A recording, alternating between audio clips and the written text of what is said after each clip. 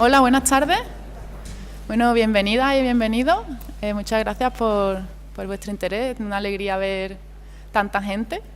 Me presento, yo soy Ana Merino, trabajo en el Centro de Iniciativas de Cooperación al Desarrollo de la Universidad de Granada, que es el CICODE.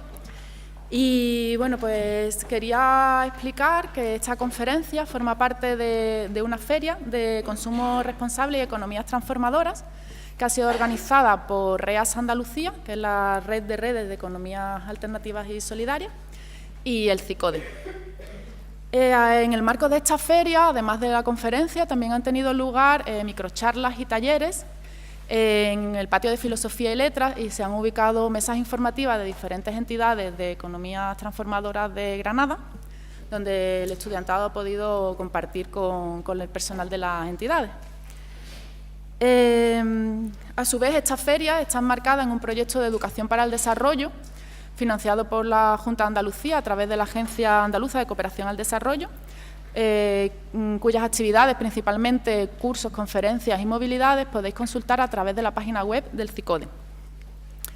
Quiero aprovechar para recordaros que hay una hoja de asistencia porque podemos, a quien le interese, emitir certificados de asistencia.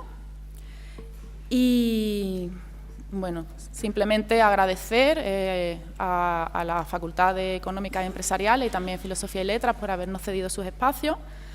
Agradecer el trabajo de REAS Andalucía, de todas las entidades implicadas. Agradecer la presencia de Fernando López Castellano, que es profesor de esta misma facultad. Será quien presentará la conferencia y moderará el turno de preguntas. Y, por supuesto, agradecer a Carlos Taibo, el conferenciante, que haya vuelto otra vez a Granada y, bueno, hablarnos sobre colapso, capitalismo terminal, transición ecosocial y ecofascismo. Muchas gracias. Doy la palabra a Mar Osuna, que es representante de REAS Andalucía.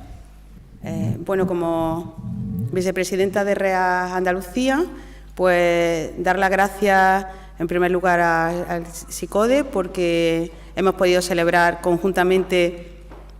De entrada íbamos a trabajar en dos ferias diferentes, una por un lado desde REAS Andalucía para promover mercado social andaluz y conectado con unas líneas que estamos trabajando en diferentes provincias de Andalucía con apoyo también de FANSI.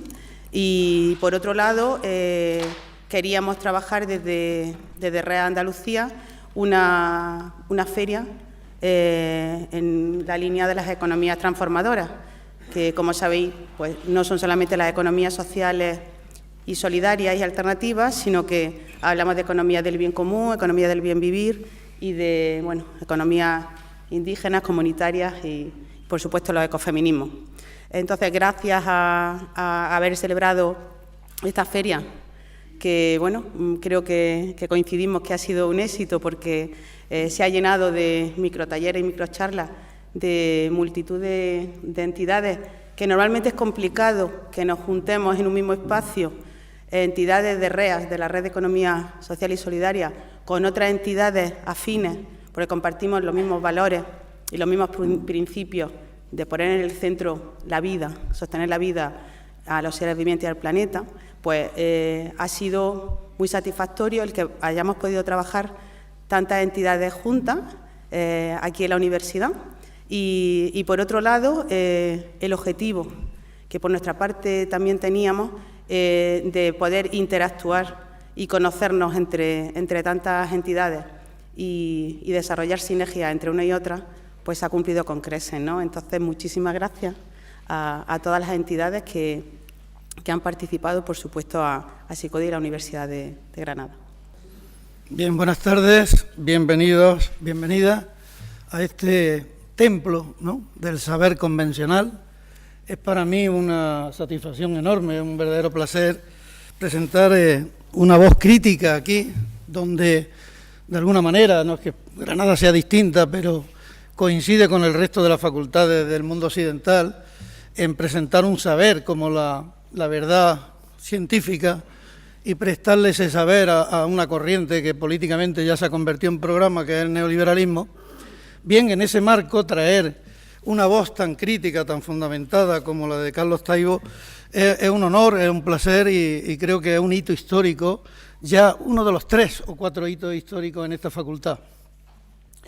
Creo que presentar a Carlos Taibo a esta altura es ocioso, pero como presentador no puedo evitar decir algunas cosas, aparte de decir que estoy muy de acuerdo en todo lo que escribe, que lo sigo y insisto que es un verdadero placer tenerlo aquí con nosotros. Carlos Taibo, como sabéis, es politólogo, es profesor titular, me acaba de decir que se acaba de jubilar, es una sorpresa que, bueno, tiene más tiempo para escribir libros. Es politólogo, profesor en la Facultad de Ciencia Política, en el Departamento, ¿no?, me imagino, de Ciencia Política de la Administración de la Universidad Autónoma de Madrid hasta hace poco. Y lo primero que podría decir de él es que es un profesor universitario que escribe libros. Dirá la gente, normal, ¿no? No, no es normal. Y menos tantos como escribe y de tanta calidad. Hoy el sistema de incentivo universitario está derivando en otro tipo de especímenes que escriben otro tipo de cosas. Entonces, escribir libros es un mérito muy grande y leerlos, pues lógicamente debía ser la idea o el destino de ese libro, ¿no? A nivel literario, Carlos es inagotable, es miembro del Consejo Editorial de Sin Permiso, es colaborador en medios como Diario Público, TXT. Lo echaron. Bueno, pues me estoy enterando de esto. Es que no nos ha dado tiempo a ponernos al día. Bueno, lo echaron de un medio de Público, de Público. Bien. Pero tiene alguna novedad más. Esta sí la he cogido yo de algún texto suyo. Pese a ser autor de más de 3 decenas de libros, él confiesa que no relee libros, que no le gusta releer libros. Y yo diría que por 2 razones. Una, por la que ya decía Julio Cortázar, la vida es muy corta para tantas librerías, ¿no? Entonces releer. Y otra porque los libros que relee son los suyos. Es decir, escribe tanto que entonces entre las pruebas de imprenta, las traducciones y tal, pues no le da tiempo a releer. Y claro, releer lo tuyo pues no es tan animado como leer otros textos. Es aburridísimo. Bien, no ha dejado a lo largo de su carrera de tocar ninguno de los temas que nos interesan desde el punto de vista social, político, económico. De hecho, ha estudiado las transiciones en la Europa contemporánea, desde la Unión Soviética de Gorbachov a la Rusia en la era de Putin. Ha escrito varios ensayos sobre el decrecimiento en los que critica la lógica del crecimiento económico y propone el decrecimiento como la única forma de salir de este problema que tiene el capitalismo y de asegurar el futuro planetario, ¿eh? No solo el futuro del sistema, sino del propio planeta. Ha publicado libros de títulos tan sugestivos como Sobre política, mercado y convivencia, en colaboración con el añorado José Luis San Pedro. Neoliberales, neoconservadores, aznarianos, ensayos sobre el pensamiento de la derecha lenguaraz. Me imagino yo que escribiría ahora, ¿no? Si este tiene unos años, que escribiría ahora de la derecha lenguaraz. En un número reciente de CTXT, arremete contra tertulianos, a los que denomina genuina plaga contemporánea, y contra los medios de incomunicación que están marcando la agenda del discurso, tanto en la televisión como en los medios que leemos todos los días. Hace unos meses, en una entrevista en Caos en la Red, de aquí me imagino que seguirá, ¿no?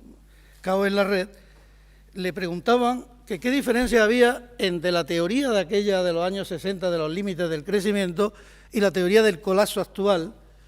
Bueno, decía que el diagnóstico prácticamente seguía siendo el mismo, aunque habían cambiado 2 cosas, la primacía de la especulación, la aparición del cambio climático y el agotamiento de las materias primas energéticas. Es decir, el diagnóstico prácticamente era el mismo, pero esos 2 profundos cambios tendrían que acelerar por lo menos nuestras acciones en materia de salida. En clara sintonía con 2 autores a los que yo admiro profundamente, Achille Mbembe y Zygmunt Bauman, sentencia que la solución que propone el nuevo capitalismo es el ecofascismo, un ecofascismo que margina a buena parte de la población y, en último extremo, extermina la población sobrante, es decir, una forma de colapso. Como se ha comentado alguna vez, Carlos se asemeja a un narrador de historias antiguas que explica con mucha pedagogía, clara, sencillamente, conceptos tan complejos como los que desgrana o va a desgranar en esta conferencia Capitalismo, colapso del capitalismo, transición ecosocial, ecofascismo. Es el título de uno de los últimos trabajos que está aquí a vuestra disposición, magnífico, que yo ahora recomendaré encarecidamente.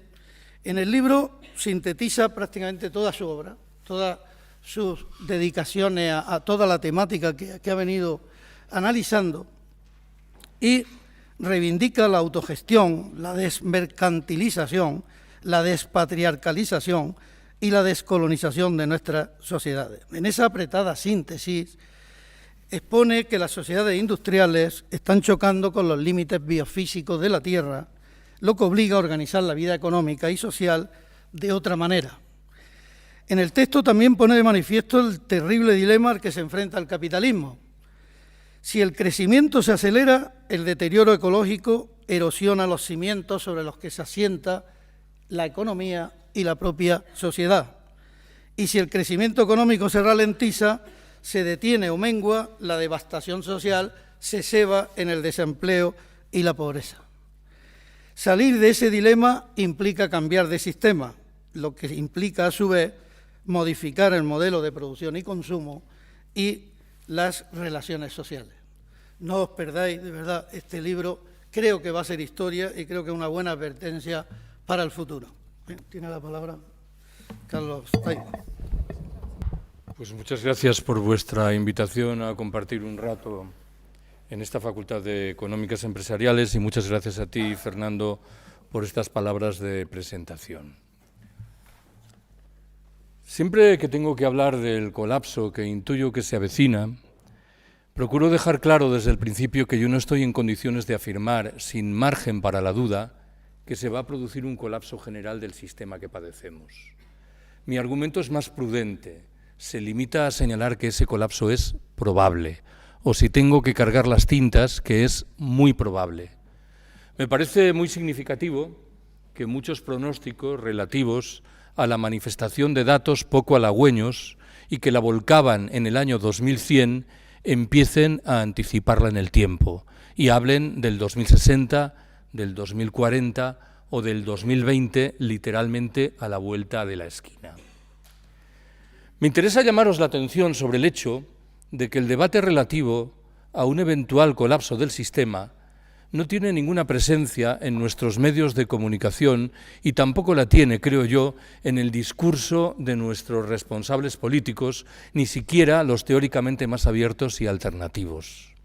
Sí que está presente llamativamente, en cambio, en la literatura y en el cine, pero sospecho que esa presencia guarda mayor relación con un código vinculado con el ocio, con la distracción, con la diversión, que con la voluntad de articular al respecto un discurso genuinamente crítico.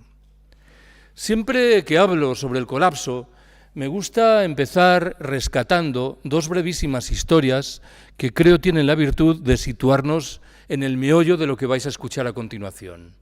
¿Qué dice la primera de esas historias? Imaginaos que estáis en un puerto y tenéis que viajar a una isla tomando, claro, un barco. Imaginaos también que alguien os contase que en el viaje correspondiente el barco corre un 7% de posibilidades de naufragar. Parece que ninguna de las personas que estamos aquí subiríamos en ese buque, a menos, claro, que tuviésemos una necesidad inexorable de llegar con urgencia a la isla. Yo parto de la firme convicción de que el riesgo de un colapso general del sistema está muy por encima del 7%, y sin embargo, todos los días seguimos subiendo en el barco correspondiente. ¿Qué dice el segundo relato? Imaginaos de nuevo que mañana un centro de investigación de máximo prestigio anunciase sin margen para la duda que en el año 2072 un gigantesco meteorito va a chocar con el planeta Tierra. Parecería servida la conclusión de que pasado mañana el sistema de Naciones Unidas, los gobiernos de los diferentes estados, las Fuerzas Armadas, las universidades, los centros de investigación pondrían manos a la tarea de estudiar ¿Qué es lo que podemos hacer para evitar ese impacto o al menos para mitigar sus consecuencias más negativas? Me interesa subrayar que hay dos diferencias fundamentales entre lo que reza este relato que acabo de invocar y lo que vais a escuchar a continuación. La primera, a estas alturas, me parece que ya es obvia. Yo no estoy en condiciones de proponer una fecha para el colapso. No puedo decir, el colapso se va a verificar a finales del mes de abril del año 2049. Me interesa mucho más la segunda diferencia. El colapso al que me voy a referir es el producto de la acción de la especie humana a través de un sistema preciso llamado capitalismo, frente al colapso que se deriva del impacto del meteorito que cabe suponer que remite a lo que entenderemos que es fundamentalmente una catástrofe natural. Bueno, ¿cuál es la primera apreciación que quiero haceros? ¿Qué es el colapso? Me vais a permitir que os lea un puñado de elementos que forman parte inextricable del concepto correspondiente. Un golpe muy fuerte que trastoca muchas relaciones, la irreversibilidad del proceso correspondiente, profundas alteraciones en la satisfacción de las necesidades básicas, reducciones significativas en el tamaño de la población humana, una general pérdida de complejidad en todos los ámbitos, una creciente fragmentación y un retroceso de los flujos centralizadores, la desaparición de las instituciones previamente existentes y, en fin, la quiebra de las ideologías legitimadoras y de muchos de los mecanismos de comunicación del orden antecesor. Voy a intentar aislar 4 elementos presentes o implícitos en esta larguísima definición. ¿Cuál es el primero de ellos? El carácter irreversible del colapso, que es, al fin y al cabo, lo que permite distinguirlo de una mera crisis. Cuando hablamos de una crisis, damos por descontado que es posible regresar al escenario anterior. Cuando nos referimos al colapso, esta posibilidad, en cambio, no se hace valer. El segundo elemento importante asume la forma de una pregunta. ¿El colapso es un proceso o se trata, por el contrario, de un momento? En una primera lectura parecería evidente que estamos hablando de un proceso. Si nos estamos refiriendo a las consecuencias del cambio climático, sabemos que una de ellas, fundamental, es una subida paulatina, procesual, de la temperatura media del planeta. Si nos estamos refiriendo a los efectos del agotamiento del petróleo, sabemos de nuevo que ese agotamiento es paulatino, procesual. Debo recordaros, sin embargo, que la lógica del capitalismo contemporáneo es muy a menudo la del estallido de las burbujas especulativas, financieras o inmobiliarias. Intentemos salir de este entuerto. Me parece a mí que lo razonable es afirmar que el colapso es fundamentalmente un proceso que puede conducir, sin embargo, a un momento preciso a partir del cual ese proceso se haga irreversible.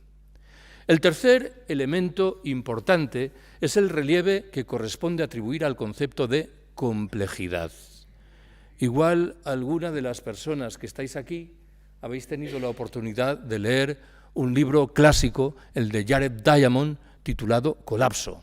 En esencia, es un estudio relativo a una docena de colapsos registrados en el pasado, qué sé yo, el Imperio Romano, el Imperio Bizantino, el Imperio Azteca, la isla de Pascua.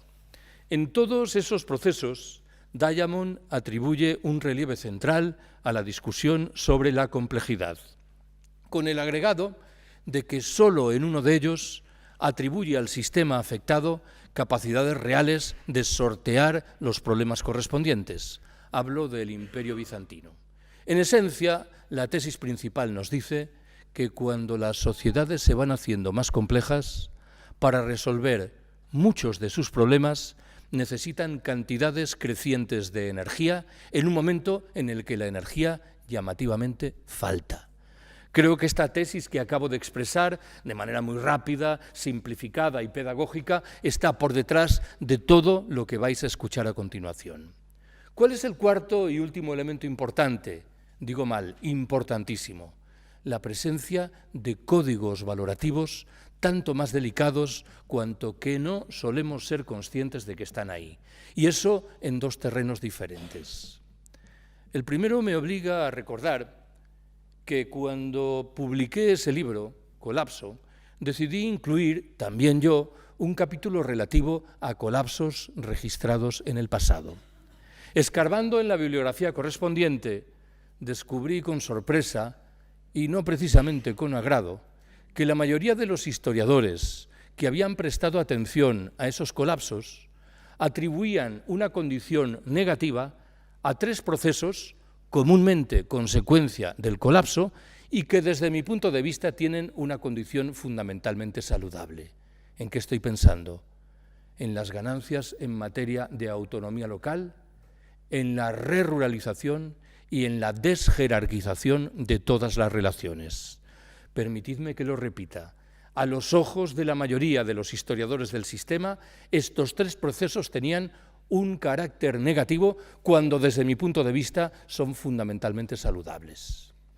¿Cuál es la segunda dimensión de manifestación de esos códigos valorativos que mencionaba? Mientras escribía ese libro, con cierta frecuencia me asaltó la idea de que el concepto de colapso que manejamos en el norte rico tiene cierta dimensión etnocéntrica. Nosotras entendemos qué significa la palabra colapso porque damos por descontado que todavía no estamos en el colapso. De tal manera que comparamos el escenario presente con lo que puede ocurrir en el futuro. Explicar qué es el colapso a una niña nacida en la Franja de Gaza me parece extremadamente difícil. ¿Por qué? Porque no disfruta de esa posibilidad de la comparación. El colapso ha sido el escenario natural de su vida desde el momento inicial. Algo que me importa subrayar para llamaros la atención sobre la idea de que el colapso no es necesariamente algo que puede ocurrir en el futuro. Es la realidad presente para muchos seres humanos. ¿Cuál es la segunda observación que quiero haceros? Tiene sentido que me pregunte por las eventuales causas de un colapso general del sistema. En este caso, voy a proponer una respuesta que tiene una vocación fundamentalmente pedagógica y que menciona dos grandes causas acompañadas ciertamente de otras que aparentemente menores podrían oficiar, sin embargo, como elementos multiplicadores de las tensiones. Esas dos grandes causas son, la primera, el cambio climático, y la segunda, el agotamiento de todas las materias primas energéticas que hoy empleamos. ¿Qué es lo que me interesa contaros? Recordaros, más bien, sobre el cambio climático. Hay un consenso abrumador en el seno de la comunidad científica internacional en lo que hace a la idea de que es inevitable que la temperatura media del planeta suba al menos 2 grados por encima de los niveles propios de la era preindustrial. Cuando alcancemos ese momento, nadie sabe lo que viene después, pero en cualquier caso, nada saludable. Yo mismo, en el pasado, en alguna ocasión, me he dejado llevar por una tesis que hoy estimo tiene poco fundamento.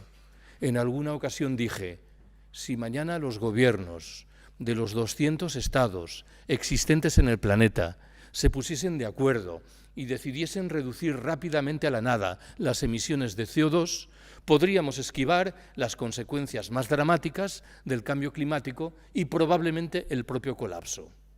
¿Cuál es el problema de esta tesis? El problema radica en el hecho de que da por descontado que el cambio climático es la consecuencia de lo que hemos hecho en los 20 o 30 últimos años, cuando con toda evidencia es el producto de la conducta de la especie humana en los 2 últimos siglos, al calor de la revolución industrial y probablemente en los 4 últimos milenios, de la mano de un proceso paulatino de modificación de nuestra relación con el hábitat natural. Lo digo de otra manera. Aunque mañana redujésemos a la nada las emisiones de CO2, los efectos de lo que hicimos en el pasado acabarían mal que bien por llegar igual. ¿Sabéis cuáles son algunas de las consecuencias principales del cambio climático? Un incremento general de las temperaturas, la subida del nivel del mar, el progresivo deshielo de los polos, la desaparición de muchas especies, la deforestación, la desertización, la manifestación, en fin, de problemas sin cuento en el despliegue de la agricultura y de la ganadería. Probablemente sabéis también que hay países como Canadá o Rusia en los cuales grupos de presión importantes afirman que el cambio climático está llamado a tener consecuencias saludables a través, ante todo, del incremento de la superficie agrícola útil. Me temo que el argumento es francamente desdeñable. El cambio climático es un proceso tan rápido y tan brutal que sus eventuales consecuencias saludables en determinadas regiones precisas me parece que son literalmente marginales. ¿Qué es lo que me interesa recordaros en relación con el segundo gran factor, el agotamiento de las materias primas energéticas? Según una estimación, que admito que es controvertida, de no disponer del petróleo, del gas natural y del carbón, el 67% de los integrantes de la especie humana perecerían. Según la percepción de Antonio Turiel, que es el máximo experto español en el llamado pico del petróleo, el pico conjunto de las fuentes no renovables de energía, el petróleo, el gas natural y el carbón, se produjo el pasado año 2018. En lenguaje más llano, la producción inevitablemente se irá reduciendo y los precios en paralelo irán subiendo. Estoy dispuesto a aceptar que en este terreno es lícito imaginar una combinación de materias primas energéticas diferente de la que hoy estamos aplicando. Pero debo llamaros la atención sobre el hecho de que no se está trabajando materialmente en la introducción de esa nueva combinación que por sí sola reclamaría transformaciones radicales en la textura de nuestras sociedades, algo que me invita a concluir que también aquí estamos llegando tarde.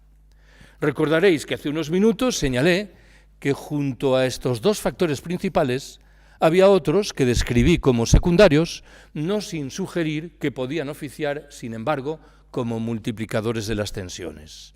¿Cuáles son, en un recorrido muy rápido, esos otros factores?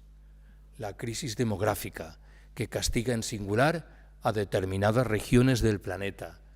Una delicadísima situación social, materializada en el hecho de que casi la mitad de la población del globo se ve obligada a malvivir con menos de $2 diarios en un escenario en el que lo suyo es que repunten el hambre y los problemas de acceso al agua en regiones enteras. El endurecimiento planetario en las condiciones del trabajo asalariado, materializado en salarios cada vez más bajos, jornadas laborales cada vez más prolongadas, derechos sociales que retroceden, precariedad que se expande por todas partes.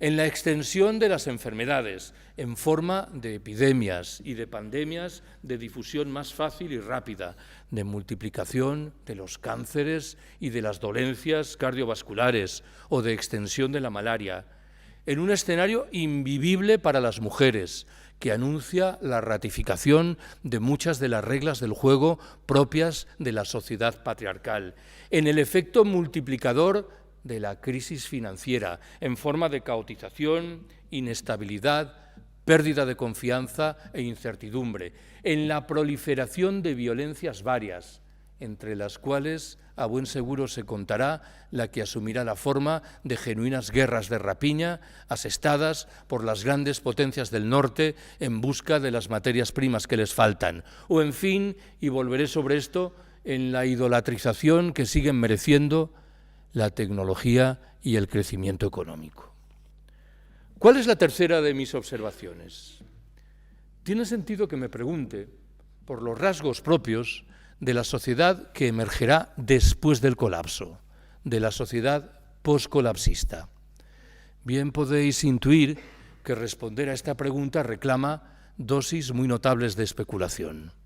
No sabemos cuándo se va a producir el colapso, cuáles van a ser sus causas precisas, cuáles las reacciones que está llamado a provocar. Tampoco conocemos si será fundamentalmente un proceso o un momento. Tenemos derecho a concluir, en fin, que sus manifestaciones serán distintas según unas u otras regiones del planeta. de todas estas incógnitas que acabo de enunciar de manera rápida, solo me interesa formular un comentario sobre la primera. Quienes, a mi entender, han trabajado seriamente sobre el colapso, afirman que el riesgo de este último no es para dentro de 100 o 150 años. Sugieren que la etapa crítica a la que debemos prestar atención es la que separa el 2020 del 2050. Hecho mano de la misma metáfora que utilicé antes, literalmente a la vuelta de la esquina.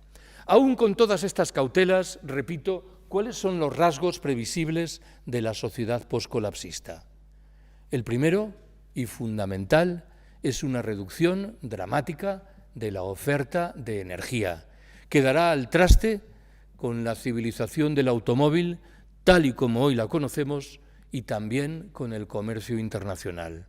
No olvidéis que, según una estimación, entre el 80 y el 90% de los bienes que mueve el comercio internacional dependen de los containers, de los contenedores. Y lo más sencillo es que esta herramienta de transporte quiebre más antes que después, al calor de un proceso de genuina desglobalización. Un segundo rasgo importante asumirá la forma de una reducción general de la población planetaria, en el buen entendido de que esa reducción se ajustará a patrones diferentes según unas u otras regiones. Un tercer elemento importante asume la forma de un golpe muy fuerte que padecerán aquellas instancias que se caracterizan por la centralización y por el uso intenso de energía y de tecnología, en lenguaje más llano, los estados, las grandes empresas, las Fuerzas Armadas. El golpe, en fin, será más duro en el caso de las ciudades que en el medio rural. No todas las ciudades lo llevarán, sin embargo, igual. Saldrán mejor paradas aquellas que tienen a su alrededor superficies agrícolas importantes, que cuentan con agua en abundancia, que se hallan en encrucijadas de caminos y que tienen un carácter más bien vetusto y tradicional. El modelo contrario, el de ciudad que padecerá lo indecible al calor del colapso, lo ha aportado ya Detroit, la meca de la industria automovilística norteamericana, que ha experimentado en las 2 últimas décadas su propio colapso. Aunque el escenario, lo he dicho hace un momento, será más llevadero en el mundo rural, no conviene que idealicemos lo que ocurrirá en este último. Pagaremos los efectos, los platos rotos derivados del mal uso de los suelos, de la mercantilización, del uso del monocultivo o, en fin, las consecuencias de la mecanización. Me temo que en realidad no se trata solo de esto. Hace 3 años compartí con Antonio Turiel, a quien antes mencioné, una mesa redonda en Binéfar, un pueblo de la provincia de Huesca, colindante con Cataluña. Siempre que tengo la oportunidad de hablar de estas materias en comarcas que tradicionalmente se describen como deprimidas, suelo subrayar que, paradójicamente, esas comarcas serán las que mejor lo lleven en el escenario del colapso. ¿Por qué? Porque son las que menos dependen de energías y de tecnologías que llegan de lejos. Probablemente en Binéfar, no es una comarca particularmente deprimida, tuve la oportunidad de subrayar las ventajas que se derivan de la preservación de una vida rural importante, de la abundancia de agua y de una baja densidad de población. ¿Cuál es entonces el problema de la comarca de Binéfar? El hecho delicado es que está a 200 kilómetros de Barcelona y en la eventualidad de un colapso general del sistema, lo más sencillo es que se verifique una huida masiva de población de las grandes ciudades y de las no tan grandes, buscando escenarios más llevaderos, de tal suerte que las teóricas ventajas iniciales bien pueden tornarse en lo contrario. En fin, en el terreno económico, lo que cabe augurar es una reducción del crecimiento, el cierre masivo de empresas, el desempleo generalizado, la desintegración de los ya de por sí maltrechos estados del bienestar y la subida de los precios de muchos de los productos básicos. En ausencia de crecimiento, lo más sencillo es que el sistema financiero quiebre y que se revelen problemas severos en materia de sanidad y de educación, con víctimas en las de casi siempre, mujeres, ancianos y niños. ¿Cuál es la cuarta apreciación que quiero haceros? El libro incluye 2 capítulos que pretenden sopesar otras tantas reacciones ante el colapso. La propia de lo que decidí llamar los movimientos por la transición ecosocial y la vinculada con el concepto de ecofascismo. Dejaré claro que no estoy afirmando que son las 2 únicas respuestas imaginables ante el colapso. Me interesaba aislar 2 percepciones que creo que contribuían a enriquecer el debate. Cuando tengo que resumir el contenido de fondo, tal y como yo lo percibo, de la propuesta de los movimientos por la transición ecosocial, me suelo servir de 6 verbos, algunos de los cuales invocó antes Fernando: decrecer, desurbanizar, destecnologizar, despatriarcalizar, descolonizar y, en suma, descomplejizar nuestras vidas y nuestras sociedades. ¿Por qué, en primer lugar, decrecer? Si vivimos en un planeta con recursos limitados, no parece que tenga mucho sentido que aspiremos a seguir creciendo ilimitadamente. Tanto más cuanto que sobran los motivos para concluir que hemos dejado muy atrás las posibilidades medioambientales y de recursos que la Tierra nos ofrece. Pensad que, según una estimación, la huella ecológica española es de 3,0. ¿Qué significa esto? Significa que para mantener las actividades económicas hoy existentes en España precisamos 3 veces el territorio español. ¿Cómo se mal resuelve este problema? A través de una presión inaudita ejercida sobre los derechos de los integrantes de las generaciones venideras, sobre los derechos de muchos de los habitantes de los países del sur y sobre los derechos de los miembros de las demás especies con las que, sobre el papel, compartimos el planeta. En este orden de cosas, la perspectiva del decrecimiento nos dice que en el norte rico inexorablemente tenemos que reducir los niveles de producción y de consumo, pero agrega que tenemos que introducir principios y valores muy diferentes de los que hoy aplicamos. ¿Cuáles son? En una rapidísima enunciación: la recuperación de la vida social, que hemos ido dilapidando, obsesionadas como estamos por la lógica de la producción, del consumo y de la competitividad. El ocio creativo frente a las formas de ocio siempre vinculadas con el dinero que se nos ofrecen por todas partes. El reparto del trabajo, una vieja demanda sindical que infelizmente fue muriendo con el paso del tiempo. La necesidad ineluctable de reducir las dimensiones de muchas de las infraestructuras que hoy empleamos. La restauración de la vida local en un escenario de reaparición de fórmulas de democracia directa y de autogestión. O, en fin, y por dejarlo ahí, en el terreno individual, la sobriedad y la sencillez voluntarias. Más fácil es explicar el significado del segundo verbo, desurbanizar, o, si quiero retratar la cuestión desde el otro lado del espejo, reruralizar nuestras sociedades. No descubro nada cuando recuerdo que muchos de nuestros abuelos o abuelas abandonaron el mundo rural para pasar a vivir en las ciudades en las que entendían legítimamente que el escenario era más llevadero. Hoy asistimos incipientemente a un proceso de signo contrario. En cualquier caso, las personas que son moderadamente conscientes del riesgo de un colapso general del sistema saben que una de las pocas respuestas eficientes de las que disfrutamos al respecto es la que reclama recuperar muchos de los elementos de sabiduría popular de nuestros campesinos viejos y muchas de las prácticas cotidianas de esos habitantes de los países del sur que nos empeñamos en describir como primitivos y atrasados. Admitiré de buen grado que el tercer verbo, destecnologizar, incorpora cierta dimensión provocadora. Si tengo que utilizar el argumento de manera más mesurada, me limitaré a señalar que creo que estamos en la obligación de analizar críticamente cuál es la condición de muchas de las tecnologías que el sistema generosamente nos regala. No vaya a ser que no tengan esa naturaleza emancipadora y liberadora que a menudo les atribuimos.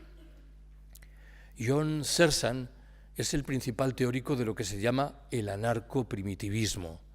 Es un pensador desmesurado, pero por momentos tengo la impresión de que solo los pensadores desmesurados son realmente interesantes. Searson afirma categóricamente que todas las tecnologías creadas por el capitalismo llevan por detrás la huella de la división del trabajo, de la jerarquía y de la explotación.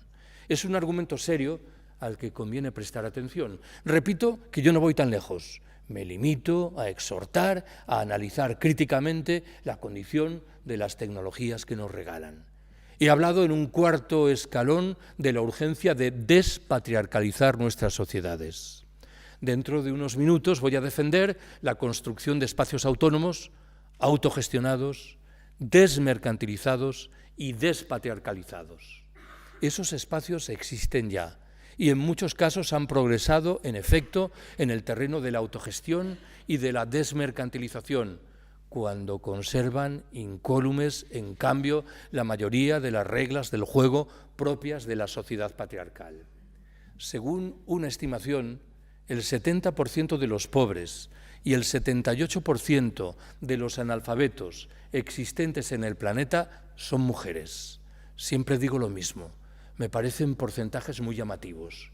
No estamos hablando de un 52% de mujeres pobres contrapuesto con un 48% de hombres. Nos estamos refiriendo a la distancia abismal que separa un 70% de un 30%.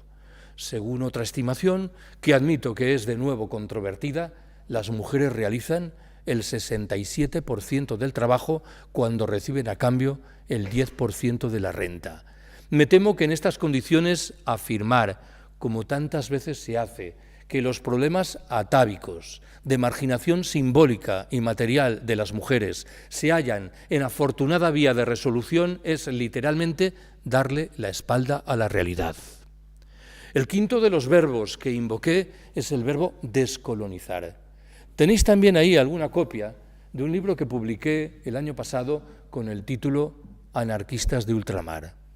Es un intento de examinar cómo los primeros anarquistas, que procedentes de Europa, pasaron a vivir en los países del sur en las 3 últimas décadas del siglo XIX y las 3 primeras del XX, se relacionaron con un sinfín de comunidades indígenas que desplegaban espontáneamente prácticas de corte libertario o libertarizante. Aunque la casuística correspondiente es muy compleja, la relación no fue particularmente fluida. Voy a partir de la intuición de que de todas las ideologías derivadas de la Ilustración, el anarquismo es la que presentaba el mejor currículum en lo que respecta a la confrontación colonial. Y si el propio anarquismo medio naufragó al respecto, ¿qué no habrá sucedido con los demás hijos de la Ilustración? En cualquier caso, me parece que estamos en la obligación de reconocer el derecho de autodeterminación de los pueblos originarios, de restituir los recursos que en su momento sustrajimos y de aprender de gentes que han mantenido históricamente una relación extremadamente fluida con el medio natural, algo que infelizmente no podemos decir de nosotras. He hablado, en fin, sexto y último verbo, de la urgencia de descomplejizar nuestras sociedades. Hemos aceptado sociedades cada vez más complejas, con un correlato muy delicado. Somos cada vez más dependientes, somos cada vez menos independientes. Mi buen amigo Ramón Fernández Durán falleció en Madrid hace 7 años. En sus 2 últimos libros, casi póstumos, repetía machaconamente una idea. Decía: muchas de las desheredadas del planeta, habitantes de los países del sur, se encuentran, paradójicamente, en mejor posición que la nuestra para hacer frente al colapso que se avecina. ¿Por qué? Viven en pequeñas comunidades humanas. Han mantenido una vida social mucho más rica que la nuestra. Han preservado una relación mucho más fluida con el medio natural y son, en último término, y, paradójicamente, mucho más independientes de lo que lo somos nosotras. Pensad, y creo que no pido ningún ejercicio lujuriante de imaginación, que a este lugar en el que estamos, la ciudad de Granada, dejasen de llegar los suministros de petróleo. Todo esto se hundiría literalmente de la noche a la mañana. Si queremos recuperar independencia, inexorablemente tendremos que apostar por sociedades menos complejas. La quinta de mis apreciaciones pretende rescatar el contenido del otro capítulo que dejé medio colgado antes, el del ecofascismo. Ya sé que el término resulta moderadamente sorprendente. Estamos acostumbradas a concluir que el prefijo eco acompaña siempre realidades saludables o, como poco, realidades neutras. Debo llamaros la atención, sin embargo, sobre el hecho de que en el Partido Alemán Nacionalsocialista, el partido de Hitler, operó un activo grupo de presión de carácter ecologista que defendió la vuelta al mundo rural, que criticó muchas de las consecuencias negativas de la industrialización y de la urbanización, que postuló, en su caso, el despliegue de prácticas vegetarianas, todo ello naturalmente al servicio de una raza elegida que estaba en condiciones de imponer reglas del juego de obligado cumplimiento a los demás. Muchas veces he recomendado, en los últimos años, la lectura de un libro de un periodista alemán llamado Karl Ameri. El libro se titula, en su versión castellana, Auschwitz, el nombre del campo de exterminio nazi en Polonia, comienza el siglo XXI, entre signos de interrogación. La tesis principal que maneja Ameri en esa obra señala que estaríamos muy equivocados si concluyésemos que las políticas que abrazaron los nazis alemanes 80 años atrás remiten a un momento histórico singularísimo, coyuntural y por ello afortunadamente irrepetible. Ameri nos incita, antes bien, a estudiar en detalle hoy esas políticas, porque bien pueden reaparecer en los años venideros, no defendidas ahora por ultramarginales grupos neonazis, sino postuladas por algunos de los principales centros de poder político y económico, cada vez más conscientes de la escasez general que se avecina y cada vez más firmemente decididos a preservar esos recursos escasos en unas pocas manos en virtud de un proyecto de darwinismo social militarizado, de ecofascismo. Bien podéis intuir que en el meollo de la propuesta correspondiente hay una discusión fundamentalmente demográfica. Está la idea de que en el planeta sobra gente, de tal manera que se trataría, en la versión más suave, de marginar a quienes sobran, esto ya lo hacen, y en la más dura, literalmente, de exterminarlos. ¿Cuál es la sexta observación que quiero haceros? El libro incluye también un capítulo breve sobre lo que llamaré las percepciones populares relativas al colapso. Un estudio realizado hace poco en Estados Unidos dividía a la población norteamericana en 6 grupos en virtud de su relación con el colapso. Los alarmados, los preocupados, los cautelosos, los desentendidos, los dubitativos y, en fin, los displicentes. Voy a intentar poner un poco de orden en estas categorías para identificar 6 reacciones imaginables delante del colapso. La primera de esas reacciones es la ignorancia. No nos engañemos, hay muchas personas que no saben lo que es el cambio climático o que ignoran que el petróleo se está agotando. En este orden de cosas, el discurso negacionista, alentado por muchas grandes empresas, a buen seguro que ha producido los efectos apetecidos. La segunda de las reacciones asume la forma de un optimismo sin freno, de una fe ciega en que aquello que deseamos se hará realidad, en que será suficiente con introducir cambios lentos, predecibles y manejables, en que aún tenemos tiempo, o en fin, y admito que esto es más difícil de creer, en que tenemos que mostrar confianza en nuestros gobernantes. La tercera de las posturas no es sino un trasunto de la anterior, Implica de nuevo una fe ciega, en este caso, en que aparecerán nuevas tecnologías que nos permitirán abordar problemas que hoy se nos antojan inenfrentables. Me parece que es una actitud muy poco prudente.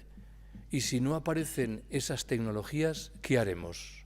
Y si llegan tarde, ¿para qué nos van a servir? Y si lejos de contribuir a resolver los problemas, lo que hacen, como tantas otras veces en la historia, es acrecentarlos, ¿cómo reaccionaremos? La cuarta de las posiciones no es otra que el carpe diem, que según una leyenda fue la conducta asumida por muchos de los pasajeros del Titanic, supongo que los más pobres, que, conocedores de que el barco inexorablemente se iba a pique, decidieron seguir bebiendo champán y bailando un vals.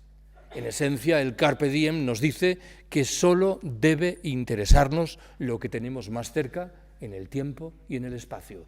Debemos no prestar atención a todo lo demás. La quinta de las conductas coloca en el núcleo de la reflexión el concepto de culpa, en el buen entendido de que lo hace de dos maneras diferentes. La primera tiene cierto carácter escatológico. Viene a decirnos, la especie humana ha pecado y el colapso no es sino el castigo que merecemos por nuestra conducta. La segunda de las percepciones vinculada con el concepto de culpa se me antoja un tanto egoísta y poco lúcida. Lo que en este caso se nos dice es que los problemas derivados del colapso deben ser afrontados por aquellos que son responsables de la irrupción de este fenómeno, qué sé yo, los gobiernos, las Fuerzas Armadas, las grandes empresas. ¿Por qué acabo de sugerir que, a mi entender, esta no es una perspectiva particularmente lúcida? Es cierto que las responsabilidades al respecto son muy diferentes en el caso de la gente de a pie y de las grandes empresas. Pero debo recordaros que si el dato que manejo es correcto, en España hay 22 millones de automóviles. Sospecho que no todos ellos son propiedad de Amancio Ortega y de la familia Botín. La sexta y última de las respuestas sugiere que nuestra previsible relación ante el colapso alguna relación guardará con el vínculo que mantenemos con la muerte. Todos sabemos que nos vamos a morir, pero la muerte, afortunadamente, no suele ejercer durante la mayor parte de nuestra vida un poder absorbente. Las circunstancias, bien lo sabéis, cambian cuando percibimos la muerte cercana, en nuestro caso, o en el de personas a las que queremos. Hay un análisis clásico sobre el duelo producido por la muerte de un ser querido, el de Elizabeth Kubler-Ross, que identifica 5 fases que bien pueden determinar también nuestra previsible relación ante el colapso. ¿Cuáles son esas fases? La negación, la angustia, la adaptación, la depresión y, en fin, la aceptación. Permitidme que intente resumir lo que acabo de contaros de la mano de 2 ideas matrices. La primera subraya que los habitantes de los países ricos del norte opulento no somos particularmente propensos a renunciar a nuestros niveles de consumo y, en su caso, a aquellas señales que dan cuenta de nuestro estatus social. La segunda alimenta la tesis de que no somos particularmente solidarios con los integrantes de las generaciones venideras, con muchos de los habitantes de los países del sur y, en fin, con los miembros de las demás especies con las que sobre el papel, repito la cláusula, compartimos el planeta. ¿Cuál es la séptima y penúltima observación que quiero haceros? Hace unos años se publicó en Francia un libro en cuyo propio título se subrayaba la existencia de una relación muy evidente entre la crisis de 1929 y la del momento presente. Doy por descontado que cuando este ensayista francés asumía esa comparación, en modo alguno deseaba transmitirnos un mensaje tranquilizador. No debéis olvidar que la crisis de 1929 estuvo en el origen del asentamiento de los fascismos en la Europa de la década siguiente. Estuvo en el origen, si así lo queréis, de la propia Segunda Guerra Mundial. Yo tengo la impresión, sin embargo, de que el diagnóstico, la comparación, queda un tanto cojo. ¿Por qué? nos hemos acostumbrado a utilizar la palabra crisis en singular para identificar la modulación financiera del fenómeno y olvidamos con demasiada frecuencia que en la trastienda hay otras crisis, ahora en plural. ¿En qué estoy pensando? En el cambio climático, que es una realidad que ya está ahí y que no tiene ninguna consecuencia saludable. En el agotamiento progresivo de todas las materias primas energéticas que empleamos, en los problemas demográficos que castigan en singular a determinadas regiones del planeta, en el mantenimiento de la situación de postración que siguen padeciendo tantas mujeres, o en fin, y por dejarlo ahí, en la prosecución del expolio de los recursos humanos y materiales de los países del sur. Si cada una de estas crisis, por separado, es suficientemente inquietante, la combinación de todas ellas, a mi entender, resulta literalmente explosiva. ¿Cuál es el escenario de fondo de este debate? El capitalismo es un sistema que históricamente ha demostrado una formidable capacidad de adaptación a los retos más diferentes. La gran pregunta hoy es la relativa a si no estará perdiendo rápida y dramáticamente los mecanismos de freno que en el pasado le permitieron salvar la cara. Si llevado de un impulso, al parecer incontenible, encaminado a acumular espectaculares beneficios en un periodo de tiempo muy breve, no estará cavando su propia tumba, con el agravante, claro, de que dentro de la tumba estamos nosotras y puede desmoronarse sobre nuestras cabezas.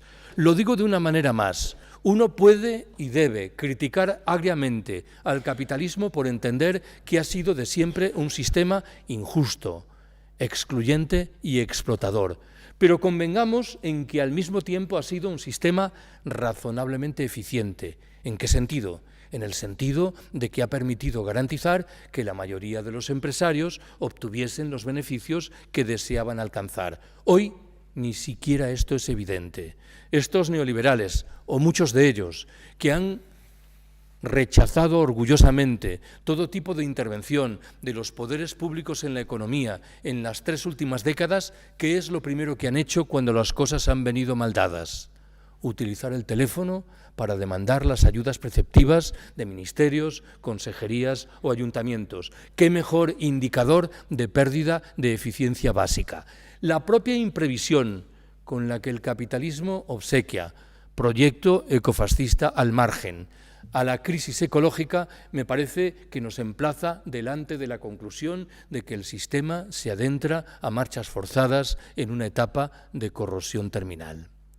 En los círculos en los que yo me muevo, lo del colapso suscita, si así lo queréis, 2 reacciones diferentes.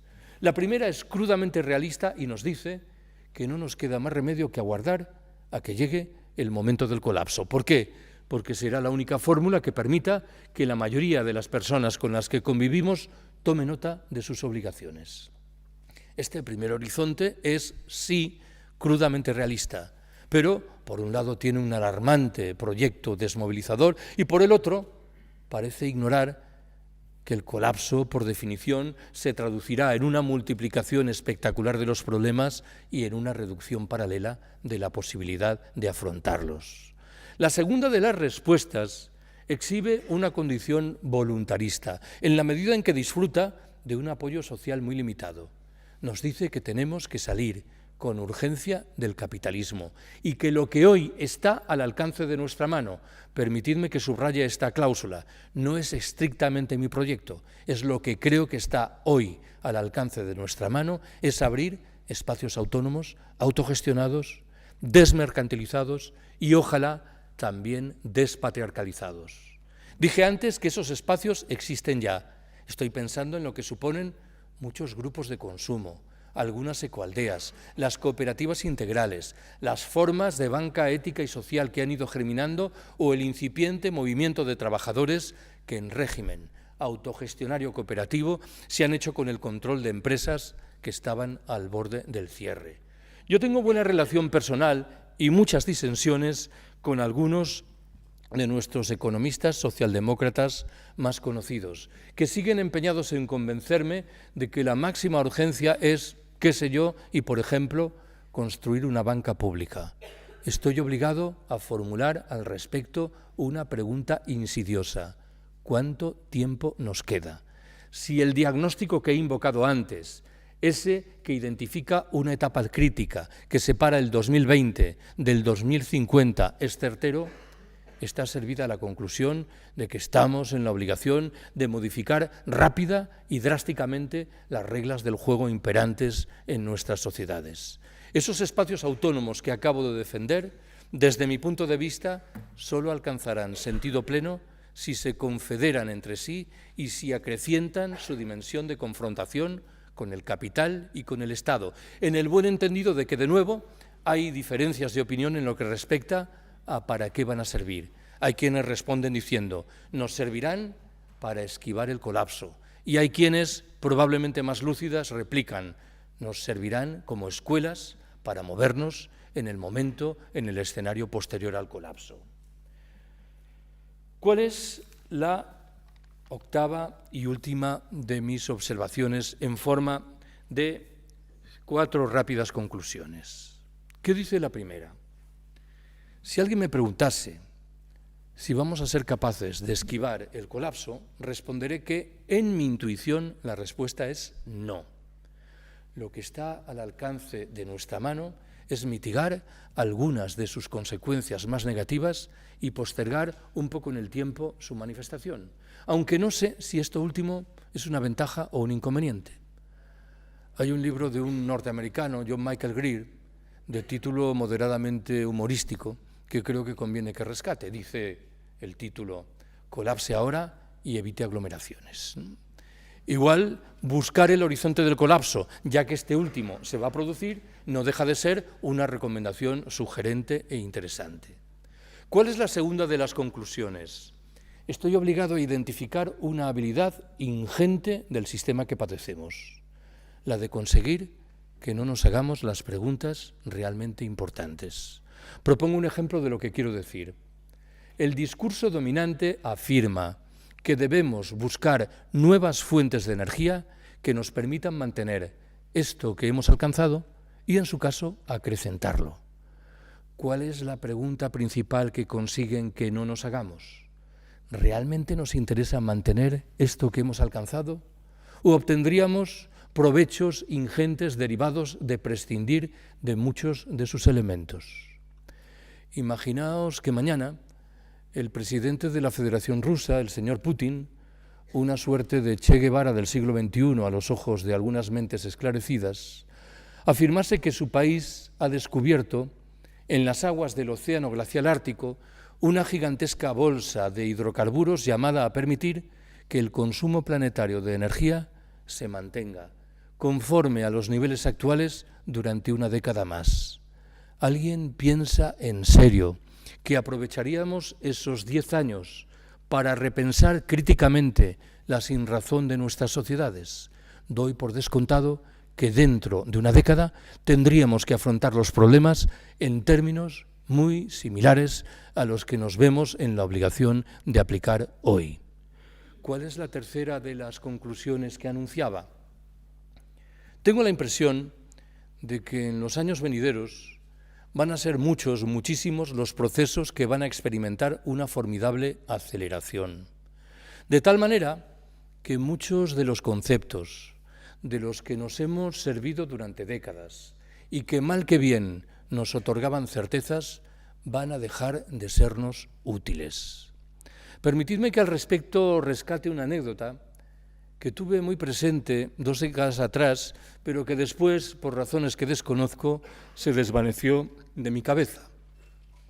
La historia cuenta que a finales de la década de 1990, en Estados Unidos se rodó una película cuyo argumento principal era que Albania le declaraba la guerra a Estados Unidos.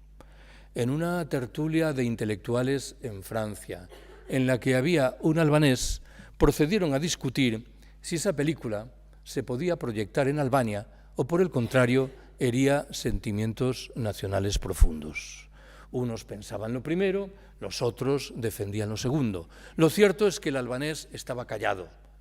Cuando el tono de la conversación fue bajando, se escuchó la vocecita del albanés que se limitó a decir: en Albania no hay cines. toda esta hermosa discusión sobre si la película se podía proyectar o no pendía de un elemento material que no estaba sobre el terreno. Sospecho que en Albania no hay cines es una frase que vamos a tener que utilizar muchas veces en los próximos años. ¿Cuál es la cuarta y última de mis conclusiones? De un tiempo a esta parte me declaro inmerso en una lucha sin cuartel contra los proyectos realistas. Cuando escucho que alguien dice, es que eso que estáis defendiendo no es realista, se me disparan todas las alarmas.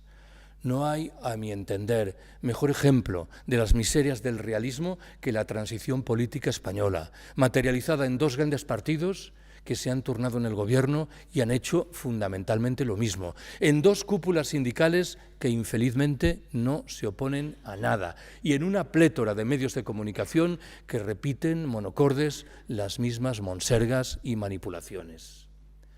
Hay una frase muy sonora y un poco descortés de Bernanos, el novelista católico francés, que creo da en el clavo de la cuestión. La frase dice: el realismo es la buena conciencia de los hijos de puta. Invocan la realidad como si viniese dada por la naturaleza y fuese literalmente inmodificable, cuando con toda evidencia esa realidad que invocan la han diseñado ellos mismos en descarado provecho de sus intereses más ruines y mezquinos. En estas condiciones me temo que no nos queda más remedio que ser orgullosamente no realistas. Gracias por haberme escuchado.